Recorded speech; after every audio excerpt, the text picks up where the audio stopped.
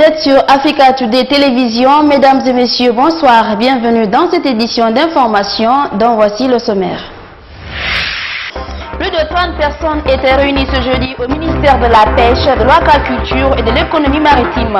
Le but de cette rencontre d'échange était de sensibiliser les participants sur l'impact des monofilaments afin de lutter contre cette pratique dans le domaine de la pêche artisanale. L'homme d'affaires Aboubakar Bobodi Kamara, en collaboration avec les jeunes de la capitale, a initié une campagne de sensibilisation ce jeudi à Conakry. Objectif, attirer l'attention des autorités à faire preuve de responsabilité pour la cohésion sociale en Guinée. Et puis, Hamza Atou a été remis à la France où il devait être jugé. C'est lui qui avait ramené Salah Abdessalam à Bruxelles après les attentats du 13 novembre à Paris. C'est tout pour le sommaire. Une rencontre d'échange et d'information en vue de l'abandon de l'utilisation des monofilaments en Guinée a réuni une trentaine de personnes ce jeudi au ministère de la Pêche, de l'Aquaculture et de l'Économie maritime. Il était question d'informer les participants sur les monofilaments et leur impact sur l'environnement et la pêche afin d'établir un plan d'action de sensibilisation et de plaidoyer pour lutter contre cette pratique. Soirée Boubacar. Malgré l'interdiction de leur utilisation, les filets filmements restent les plus prisés par la pêcherie artisanale guinéenne. Pourtant, les impacts de ces filets sur l'environnement côtier et marin en général préoccupent de nos jours, à plus d'un titre, les gardiens de la nature. En Guinée, ce produit non sélectif et non biodégradable est utilisé à grande échelle. C'est pourquoi les pêcheurs ont été invités autour de cette table pour voir un peu plus clair sur l'impact négatif de ces filets sur leur activité. Abdoulaye Souma, le secrétaire général de l'association des jeunes pêcheurs, lui semble avoir bien perçu le message. L'utilisation des monofilaments n'a pas de chose, ça crée, ça détruit l'écosystème marin et puis ça empêche à ce que ça empêche le futur de mieux donner de l'abondance. Donc le monofilament, l'acteur doit comprendre qu'on doit l'éradiquer dans nos systèmes, dans nos coutumes, dans nos mœurs. Et pour cela, ces pêcheurs sollicitent un accompagnement de la part des autorités. Ils demandent des intrants de pêche conventionnels.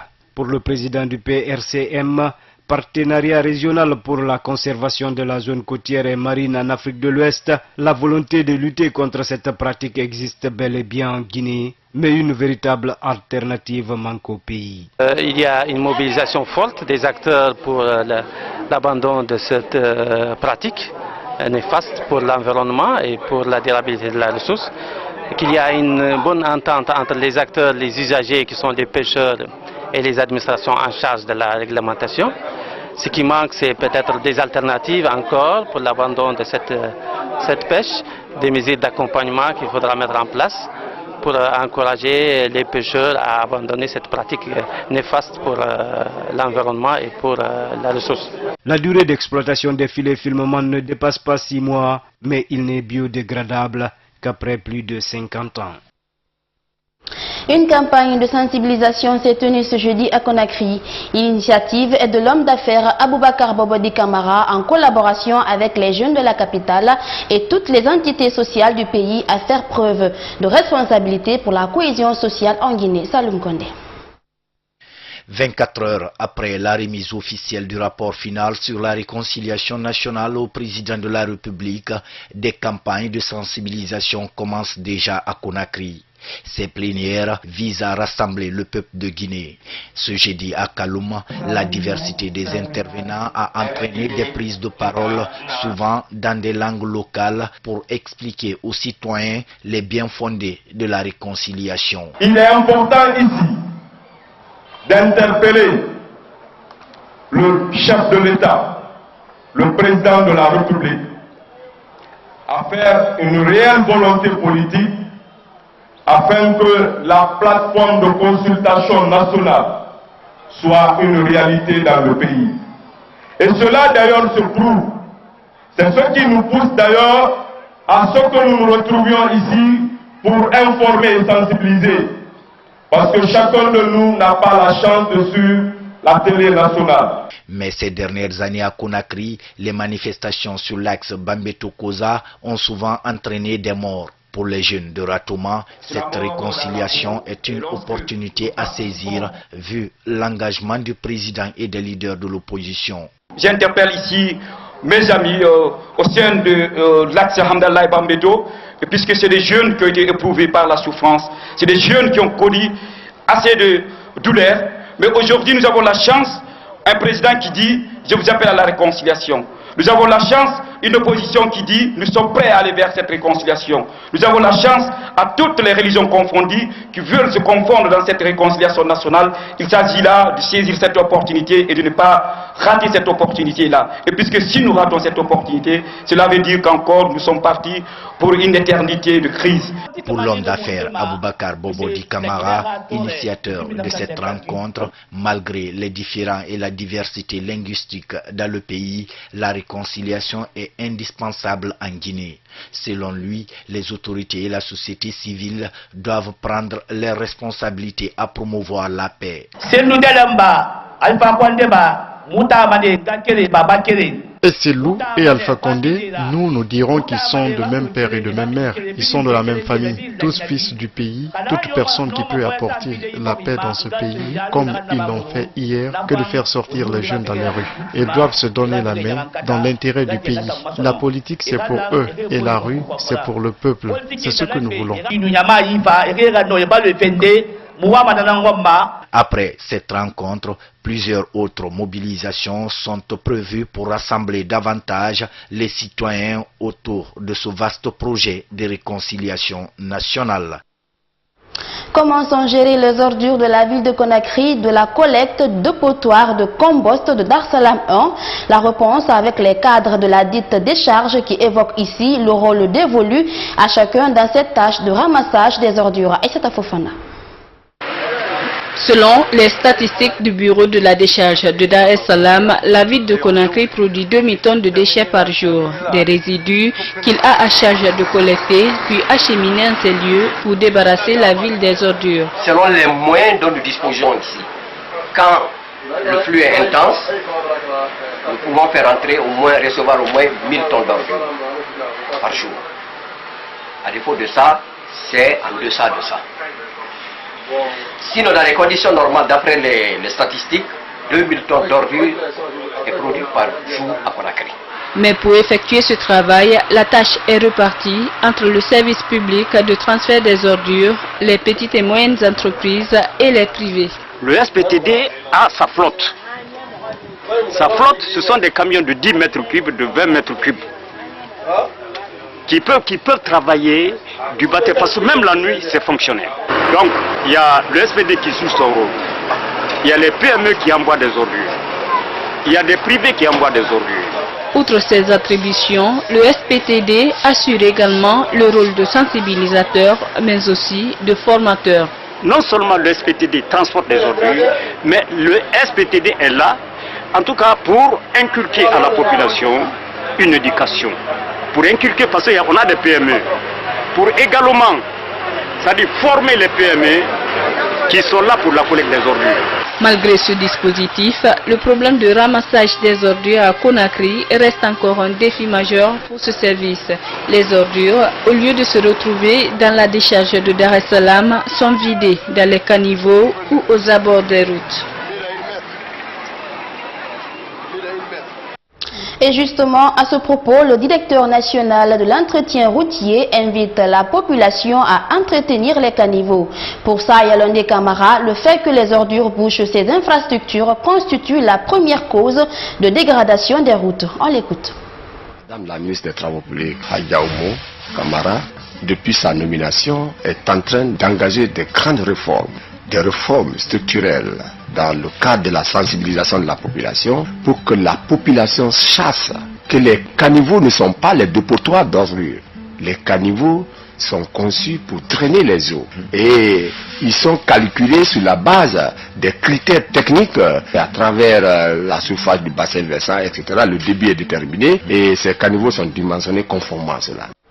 Culture dans cette édition, 30 juin 1986, 30 juin 2016, l'artiste Takana Zion célèbre ce jeudi ses 30 ans d'existence.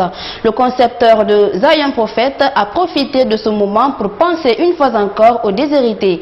L'artiste a octroyé des vivres aux prisonniers de la maison centrale. Ça à Luyombono. Après les occupants de la cité Solidarité il y a quelques mois, Takana Zion pense cette fois-ci à ceux qui croupissent dans les prisons de la maison centrale de Conakry. L'artiste a donné ce jeudi une tonne de riz à ces gens dont la liberté est confisquée pour une raison ou une autre.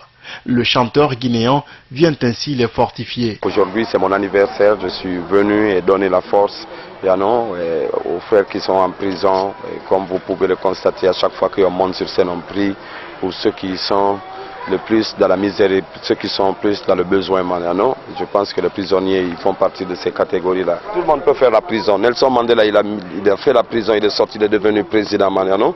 Donc il n'y a pas que des bandits et des voyous, il y a même des prophètes qui ont fait la prison comme Jean de Baptiste. Tu vois, donc c'est normal de penser à ces frères-là maintenant. Pas une première, non plus une dernière. Le règlement guinéen compte pérenniser ses actions jusqu'à son dernier souffle. Et on a commencé à faire ça, c'est pas aujourd'hui. Depuis les événements du 28 septembre. Je ne sais pas quelle sera la prochaine étape, mais ça ne va jamais s'arrêter en tant que je suis en vie, car le Saint-Esprit va nous donner l'inspiration de faire ce qu'il faut faire, là où il faut faire, au moment où il faut faire. Les responsables de la maison centrale promettent quant à eux de rendre compte aux ayants droit. Apprendre ou exercer une activité demeure le souci de plusieurs citoyens. D'autres ont trouvé mieux celui de faire le jardinage des fleurs et des plantes qu'ils entretiennent et revendent afin de faire des sous. Notre reporter est allé à leur rencontre. Suivez ce reportage signé Oumar Sow. Tous les matins, ces jardiniers se font l'obligation de rallier leur lieu de travail à Imbaya Permanence, un endroit situé au bord de l'autoroute Fidel Castro. Dans ce bas-fond, travaillent des fervents du jardin qui entretiennent des fleurs et des plantes, notamment de palmiers, de cocotiers, d'orangers et voire même de manguiers et de pommiers. Ces génies des plantes, plus d'une dizaine, exercent cette activité depuis belle lurette. Un travail quotidien qui leur procure des bénéfices. Depuis que j'ai commencé cette activité, je me suis fait une plantation. Actuellement, j'en tire profit. À Conakry ici, je viens parce que tout ce que j'ai eu maintenant, c'est grâce à ce travail de fleuriste. J'ai acheté des terrains et j'ai construit. Pour le maintien de ces différentes plantes de fleurs en bon état, ces jardiniers abattent un travail de fond. Ils se donnent la peine d'utiliser de l'engrais organique accompagné des arrosages journaliers. Pour l'entretien de ces fleurs, on utilise des produits qu'on pompe sur les plantes pour ne pas que les petits insectes détruisent nos fleurs. On achète aussi de l'engrais qu'on met pour que les plantes poussent vite. Des problèmes d'ordre matériel et des risques de blessures, ils en sont confrontés. Tu peux te blesser souvent. Il faut que tu prennes des antitétaniques. On a des problèmes d'eau et d'engrais et voire même des chaussures en bottes et des gants qu'on porte. On manque de toutes ces choses. Pour ces jardiniers tous du 3e âge, le jardinage représente pour eux un moyen de subvenir à leurs besoins. Un bel exemple certes à suivre. Direction Sigiri à présent pour parler de l'une des activités les plus prisées de la cité aurifère. Là-bas, ils sont plus de 15 000 qui vivent, certains avec leur famille, de la pratique de taxi-moto. L'activité florissante attire des jeunes de tout âge malgré les dangers qui arrivent souvent. À Sigiri, un syndicat est de même créé pour réguler l'activité et protéger ses pratiquants. Le grand format de Kadetou Korkadiello. Pour se déplacer dans la ville de Sigiri et ses localités environnantes, l'on n'a pas besoin de fournir trop d'efforts. Avoir quelque chose en poche peut bien faire l'affaire. Dans la ville aurifère, l'une des activités les plus génératrices de revenus reste la pratique de taxi-moto.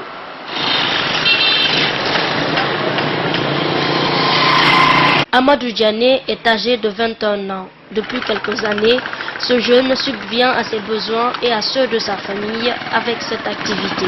Sa moto, il l'a acheté lui-même après avoir longtemps transporté des bagages avec une charrette dans les marchés.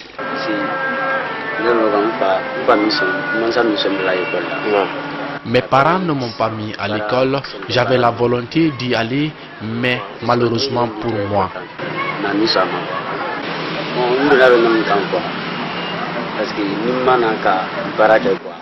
Rester sans travailler est anormal, parce que c'est à travers ça qu'on pourra aider ses parents et subvenir aux besoins de sa petite famille. Comme Amadou Diané, ils sont plus de 15 000 qui vivent de cette activité à Ségiri. Mamadou Wouri Diallo, lui, vient de Dabola. Dans sa préfecture, la pratique de taxi-moto est peu bénéfique, dit-il. Il est dans la ville donc pour se faire plus de fric. Ce soir, je vais avoir 100 000, des fois 90 000. Des fois, je vais gagner même 150 000 par jour. Quand je gagne des déplacements dans la journée, je gagne 150 000, 200 000. Après, on rentre et on travaille plutôt jusqu'à 22 heures. Des fois, on travaille jusqu'à 0 heure. L'activité est florissante, mais les risques liés à la conduite des motos dans cette ville sont considérables. Il y a trop d'accidents, accidents de circulation. Ce qui cause ça aussi, il n'y a pas le respect des droits. On respecte pas les droits, quoi. Tu sais, à ton droit, quelqu'un vient te brûler. Tu vois, je me suis agressé plusieurs fois avec les gens. D'autres viennent me cogner sur mon droit. Il y en a même des véhicules qui viennent derrière moi qui me cognent. La pratique a pris de l'ampleur et dans cette ville, les gens ont décidé d'organiser ce qui est devenu dans leur localité une manne financière. Un syndicat est créé depuis 2005. Sa mission, gérer les jeunes, mais aussi les soutenir dans leurs difficultés quotidiennes. On les soutient en cas de problème. En cas de problème, le bureau soutient un taximètre. Par exemple, quand un bandit s'attaque directement à un taximètre, le bureau se lève, le bureau lui aide. On se dit directement à un taximan qu'il a fait un accident de payer 100 000 francs ou bien de 200 000 francs. Donc le bureau paye. Par après, on verra comment retirer l'argent avec ce taxi. Au siège du syndicat, il faut toujours acheter un ticket avant de commencer la journée. La taxe est fixée à 1000 francs pour les déplacements dans la ville. Mais pour les villes environnantes, il faut acheter un autre ticket, appelé ticket de sortie. Son prix est fixé à 4000 francs et l'argent récolté, selon Abdoulaye Sissé, permet d'assurer la sécurité des motards dans ces zones reculées et souvent dangereuses. Pour y parvenir, des barrages sont formés tout au long des routes, des mesures prises en rapport avec les autorités préfectorales. L'autorité est au courant du problème de taxi-moto à Ségiri. Ils nous soutiennent, on leur soutient aussi. À la mairie, des montants sont versés à tout moment. En retour, les autorités soutiennent les motards en difficulté. Selon beaucoup de pratiquants de cette activité à Ségiri, le rôle du syndicat est devenu indispensable dans ce qui devient petit à petit leur métier. Destination Mamou, plus précisément à une dizaine de kilomètres de la ville Carrefour, pour parler des conditions de vie précaires du district sanitaire de la sous-préfecture de Soya. De nos jours, cette CR et les 6 autres districts qui la composent ne possèdent qu'un seul agent de l'État. Tout le reste du personnel sont des agents communautaires qui sont voués au bénévolat. Des équipements, eux, sont dans un état critique. Sayon Kourma nous fait le point.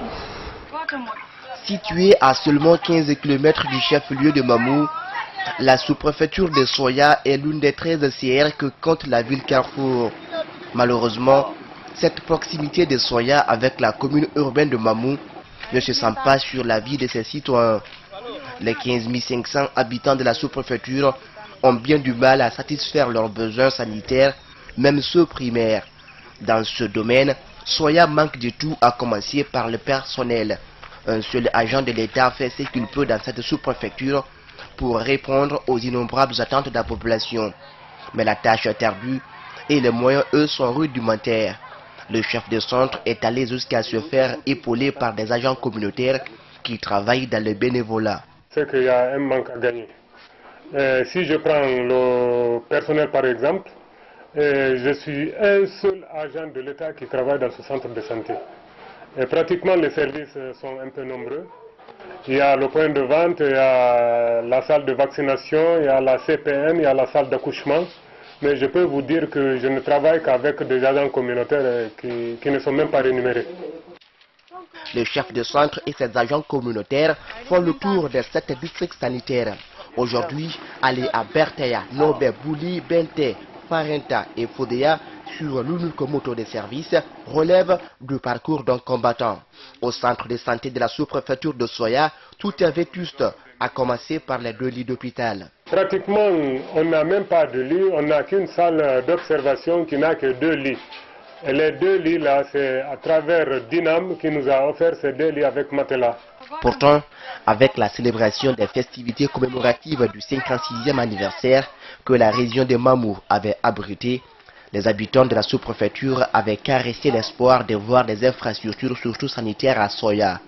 Mais à part Timbo, aucune autre CR n'a eu sa part d'édifices. C'est pareil à toutes les autres sous-préfectures. La sous-préfecture n'a pas bénéficié vraiment d'une infrastructure, ou en tout cas, c'est-à-dire d'un avantage lié, c'est-à-dire à ce 56e anniversaire. En attendant de voir le moindre geste à l'endroit du district sanitaire de Soya, le paludisme, les infections respiratoires aiguës, la diarrhée, les hypertensions artérielles et tant d'autres maladies continuent à dicter leurs lois sur les habitants de la sous-préfecture.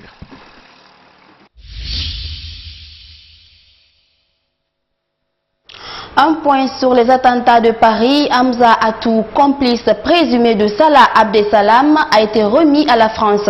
Il avait été arrêté en novembre dernier, quelques heures après avoir été arrêté, contrôlé à la frontière franco-belge. Suivez. Hamza Atou avait été interpellé le 14 novembre dernier avec Mohamed Amri. C'est lui qui avait transporté Salah Abdeslam en voiture de Paris à Bruxelles au lendemain des attentats. Après son jugement, il devrait être renvoyé en Belgique pour purger sa peine. 8 mois après les attentats de Paris, l'enquête se poursuit. Et la commission d'enquête parlementaire s'interroge désormais sur les manquements des forces de l'ordre. Selon certains parlementaires, Salah Abdeslam aurait dû être interpellé quelques heures après les attentats. Alors que 3 terroristes tuent indistinctement des dizaines de personnes au Bataclan, une voiture suspecte est garée à l'angle de la même rue. Coffre et porte avant ouvertes, le véhicule est inspecté par les policiers qui ne décèlent aucun indice particulier.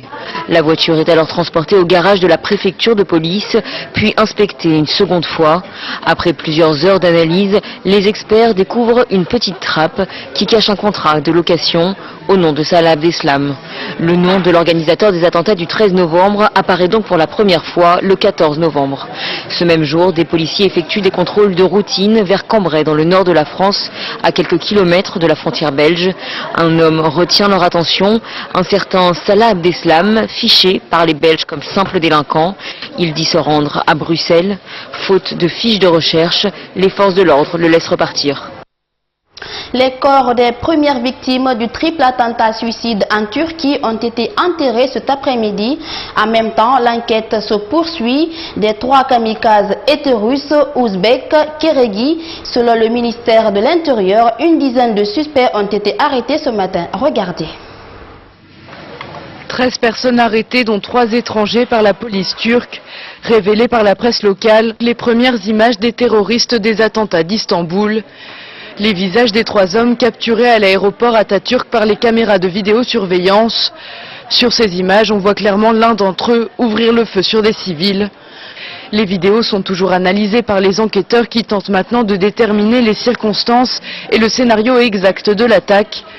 L'attentat n'a pas encore été revendiqué, mais Ankara en attribue à Daesh la responsabilité, une hypothèse reprise par le directeur de la CIA. Les attaques abjectes qui ont eu lieu à l'aéroport international d'Istanbul et qui ont tué des douzaines de personnes et en ont blessé beaucoup d'autres portent sans aucun doute la marque de la dépravation de l'État islamique. À Istanbul, la sécurité a été considérablement renforcée. Devant l'aéroport, des policiers patrouillent. Petit à petit, le trafic aérien reprend. La Turquie cible des groupes terroristes les plus violents et testés. Je n'en ai aucun doute. Nous surmonterons la terreur, les organisations terroristes et les attentats.